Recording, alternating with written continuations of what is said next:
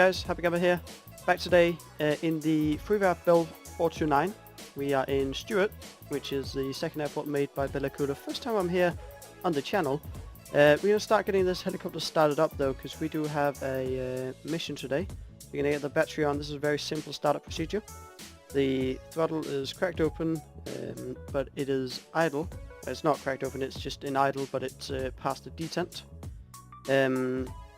We're going to go ahead and get the number 1 engine started, so we switch that to run, and then switch the starter over to the left side. See the RPMs are coming up. There's a solid green needle, that's engine number 1, and that's going to go up and it's going to go past 50. Starter comes back to the neutral position and generator 1 comes on. Now we can start engine 2, so we're going to switch that to run. Hit the starter to the right side, engine number 2 coming up as well. We'll come up to about 50 on the NG, and then we can switch the generator on for that engine 2. Alright, second generator is on. So if we look at the warning and caution panel, we only have autopilot 1 and autopilot 2 to fix out. So they're under the GPS here, autopilot 1, autopilot 2. We're going to run this test while we're at it. It's going to do an automatic test. I'm going to quickly check for the fire, see that that lights up and how it should do. Alright, so that check is done. It switched down to the yellow, check something with the automated alarm stuff, I think. Get our transponder turned on. We have got lights. Just going to make sure our lights are good down here, so we want to get the position light, the strobe light and anti-collision lights on. Landing light should be on, and yeah, that's pretty much it. So we can do a few more tests, pitot heat tests. Lights are green, pitot heat on. If we only have one on, it's going to say give us an error, and then when we shut them off, we are going to have that. So we're going to increase our throttle to flight, and the engine RPMs are coming up, and you can see the rotor RPMs here rising as well. Switches off to another fancy display that shows rotor RPM, very fancy. So rotor RPM at 100%. So what we can do, we can quickly test RPM set to 104%. There we can see that the idle for the rotor RPM is 104. Shut that off again. Oh, shut that off, and then. Alright, we're actually yawing a bit while we're on the ground. So we have quite a strong wind. You can see 18 knots coming off our slight right hand side. It is variable, and it is also gusting, so that's going to be, it's gusting and it's also shearing, so that's going to be fun. So we're going to get going here. Now in this you want to really get it light on the skids on the back and get it up, and you see how that wind really affects, because you go in and out of translational lift. So we're just going to depart out this way because I really want to get speed going fast. We have loads of power, but of course taxiing with the wind to our rear is not stable, and with so much gusting, shearing, and the sheer speed, we want to get going. So the mission today, it isn't far away. It is a casual hike that has gone wrong, as this storm has approached them without them knowing. That means we have a few people stuck up there. Now, our mission today is just to get one down. One man has been injured, so he has to be picked up and taken to the hospital. The other civilians up there, they're going to be transported back by a civilian helicopter. That's going to bring them, to go ahead and bring them back to the city. So that's really, check your weather before you go hiking, I guess. They have a guide, and they also have a guy who's in contact with our medic who's in the back. We have some medics in the back, and they're just seeing what the situation is. So we should be able to see them. It's on one of these waterfalls here, and it's on kind of like a cliff edge. I believe it's the second one we are kind of facing. Now with the sheer wind, we might have to do a practice approach depending on how we're going to set up for a proper approach. Alright, so it should be just there. Yeah, you can see it just on that cliff edge there. We're going to set up an approach coming in kind of into the wind as much as we can, but we also need to have a solution in case of an emergency where we can dip down. So that's going to be down to the left, following the waterfall downhill. Start doing a slight left-hand turn. You can just feel in the helicopter how crazy that wind is. And another thing we have to watch out for is as we come up to this hill, the wind is going to be moving down the hill. That means we might get a quite heavy descent suddenly as we get close to the hill. So we're going to have to watch out for that. See, the wind is coming from our right. So we're just approaching slowly. Don't want to rush it, and you can see how we can lose altitude very quickly. I think we just got that downdraft, and it also depends on the wind gusts. As I said, going in and out of translational lift, gaining more or less translational lift really differentiates how much lift you have coming from the rotor blades, and that can screw you up. So you need to be on that collective constantly. Now we want to be, of course, on the edge here. That's ground effect kicking in. We want to have all our skids in. Bring it down slow as we can. There we go, and we are down. Alright, so that's going to go to idle.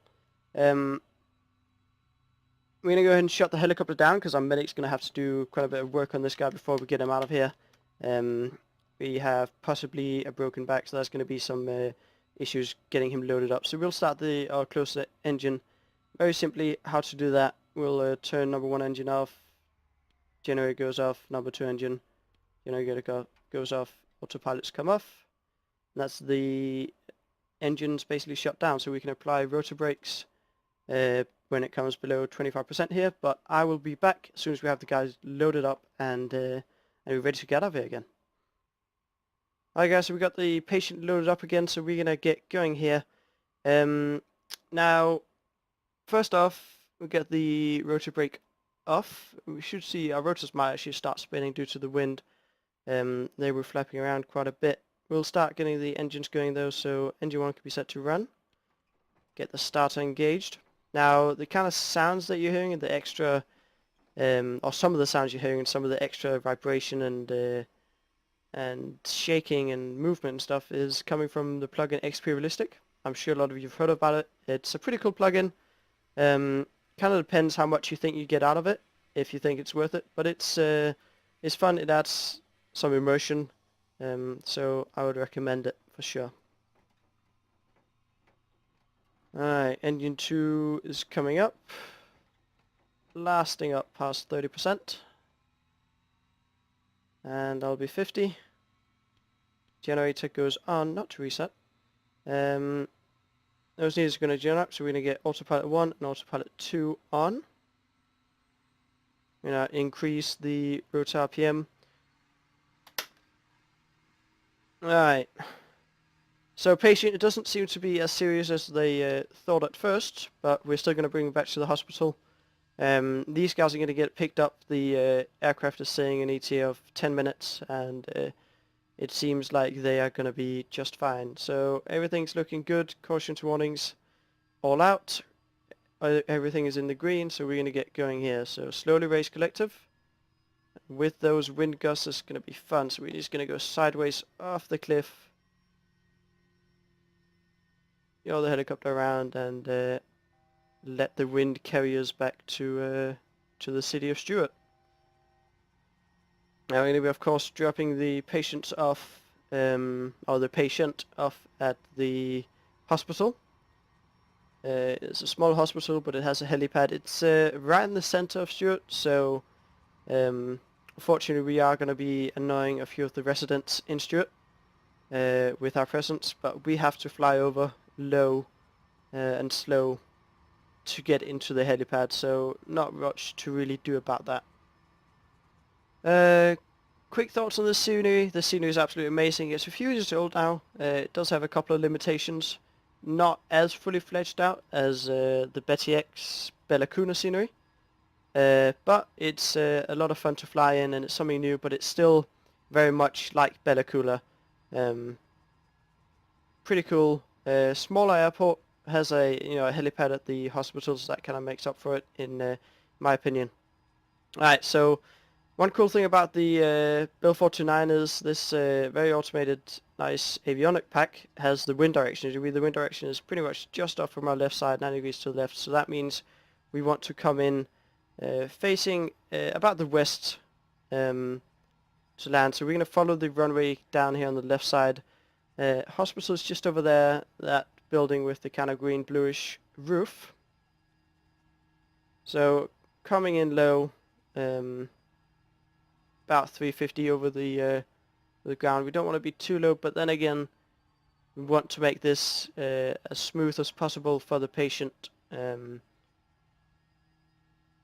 want to drop too much speed in the last second. Now, normally coming in at this speed would be quite fast, 60 knots, but due to our almost 20 knot, headwind, 60 knots suddenly isn't so much, because in reality it's about 40 knots over the ground. So coming down nicely over this road, power lines are to our left, and I'm going to come down. We are in translational lifts, so we can descend faster than 300 feet per minute. Coming down right on top of that helipad. Land a bit far forward because those lights stick up a bit, so we don't want to hit our tail on it. And slightly sloped, so right skid is down first, and then left skid comes down. And there we go. Alright, just gonna get the throttle to idle, and then we're gonna get the patient loaded off.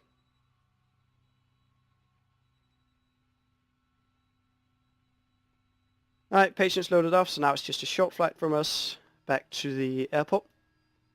It's going to be a fun approach though, due to the heavy winds. I don't think we're going to use the runway. Kind of unnecessary. No other aircraft are going to be flying except for that aircraft that's going to pick them up, but that has already taken off. So we're going to do a steep, or a max performance takeoff here. So we're pulling all the available power, and we're taking off into the wind. Don't want to turn our tail to the wind having a low ground speed, because that is gonna make our flight really unstable. Always want to get airspeed before you turn into the wind. Of course, if you have to taxi on an airport, you're gonna have to do it. But usually, flying at such, with so heavy winds isn't that nice.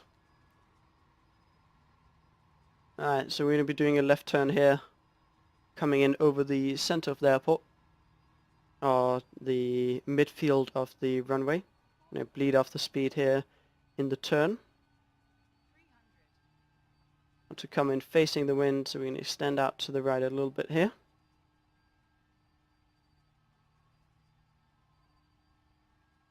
And again, 60 knots, fast on the airspeed, slow in real life. In the ground speed, it's not too bad. We get around these trees, make sure we are clearing them. I'm going to get the helicopter plopped down on the ground just in front of our hangar.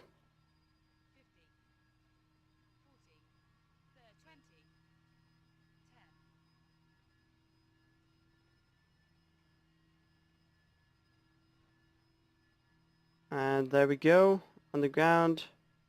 Nose is going to drop down. Collective all the way down. Throttle off, engines off, generators off, autopilot's off, and that's pretty much the helicopter shutdown already there. Really simple helicopter to fly. Bill 429, it's a really nice freeware model. Has the custom avionics that has a few pages. You've got system pages, you've got radar, got the standard, they call it ACAS on this one, I think. It's the engine control thing. So yeah, it's featureful. It's not a study level aircraft, but it's a lot of fun to fly, and yeah, really cool. So go check it out. I'll leave a link in the description below. As always, if you enjoyed the video, leave a like and let me know in the comments. And until the next video, guys, take care.